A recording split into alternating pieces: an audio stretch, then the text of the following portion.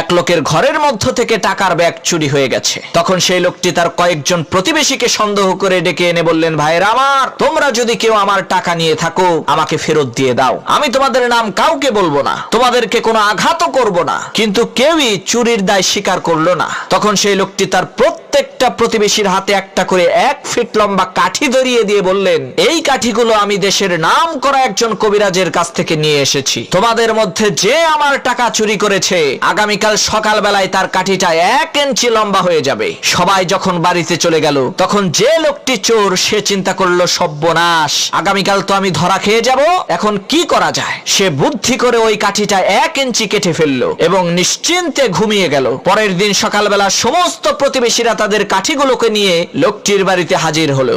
দেখা গেল সবার কাঠি আগের মতো 1 ফিট লম্বা ঠিকই আছে, কিন্তু একজন প্রতিবেশীর কাঠি 1 ইঞ্চি খাটো। তখন লোকটি বুঝে গেল যে এটাই হচ্ছে চোর। সে ভয়ের চোটে কাঠির 1 ইঞ্চি কেটে ফেলেছে।